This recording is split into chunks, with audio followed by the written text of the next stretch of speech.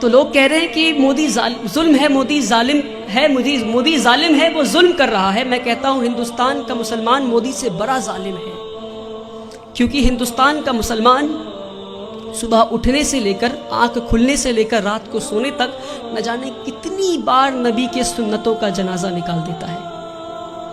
ہمارے نبی اپنے صحاباؤں کے ساتھ ایک بار گزر رہے تھے راستے سے، راستے میں انہیں ایک پتھر دکھا، نبی وہ پتھر کو پکڑتے ہیں اور راستے کے کنارے میں پھینک دیتے ہیں اور کہتے ہیں اپنے صحاباؤں سے کہ اگر تمہیں راستے میں کوئی رکاوٹ دکھے تو تم اسے ہٹا دو تاکہ تمہارے بعد جو آئے اسے پریشانی نہ ہو۔ تو صحاباؤں نے اس بات پہ اتنا عمل کیا کہ کئی سالوں کے بعد ایک یہودی کا گروپ اس راستے سے گزر رہا تھا، اسی راستے سے، اور راستے میں ایک پتھر گرا ہوا دیکھتا ہے تو پتھر کو دیکھ کر بولتا ہے کہ شاید اس راستے سے مسلمان نہیں گزرا۔ میرے بھائیوں، وہ تھا ان کا ایمان۔ اور ہم آج کہیں بھی بم پھٹتا ہے تو بولتے ہیں شاید مسلمانی ہوگا، کہیں بھی گولیاں چلتی ہیں تو کہتا ہے مسلمانی ہوگا۔ یہ نہیں کہہ رہا ہوں کہ مسلمان ہوگا، اپنے اندر جھانک کر دیکھیں کہیں اللہ کا عذاب تو نہیں آیا ہم پہ، کہیں اللہ تو ناراض نہیں ہم سے۔ میں بھٹکل کے لوگوں سے نہیں بول رہا، پر بھٹکل کے لوگوں کے ذریعے میں ہندوستان تک یہ بات پہنچانا چاہ رہا ہوں، ہندوستان کے مسلمانوں تک یہ بات پہنچانا چاہ رہا ہوں۔ ایک بار ہمارے نبی صلی اللہ علیہ وسلم راستے سے گزر رہے تھے، ایک بوڑھی عورت کو دیکھتے ہیں، وہ اپنے سامان کو لے کر کھڑی تھی، تو مزدور کا انتظار کر رہی تھی وہ۔ تو نبی کریم جاتے ہیں، کہتے ہیں اے میری ماں، میں تمہارا مزدور بن جاؤں کیا؟ وہ پورے کائنات کے سردار مزدور بننے کو تیار ہو گئے، اور آج ہم اگر کوئی جوتا پلٹ رہا ہوتا ہے تو اسے سیدھا نہیں کر سکتے۔ یہ ہمارے مسلمانوں کی آج وہ عقر ہے، پتہ نہیں کس بات کی عقر میں جی رہے ہیں، جس کی امت اس بات کی عقر میں جی رہی ہے، اس کا رسول دوسروں کی مزدوری کرنے کو تیار ہو گیا تھا۔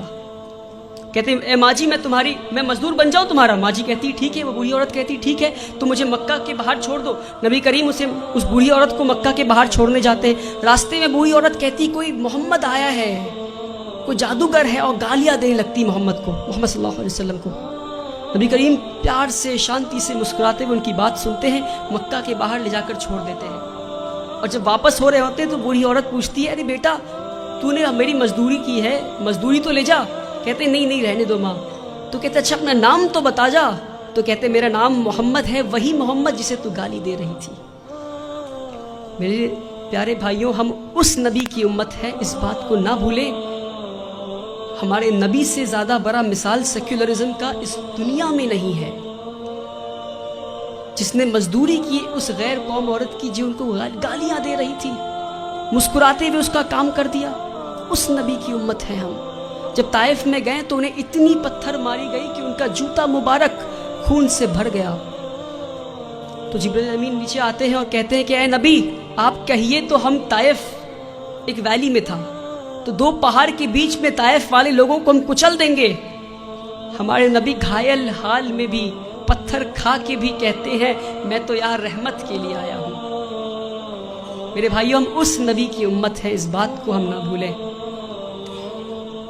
جس دن مسلمان اپنے نبی کی سنتوں کا جنازہ نکالنا بند کر دے گا، اس دن ہماری تقدیر بدل جائے گی انشاءاللہ۔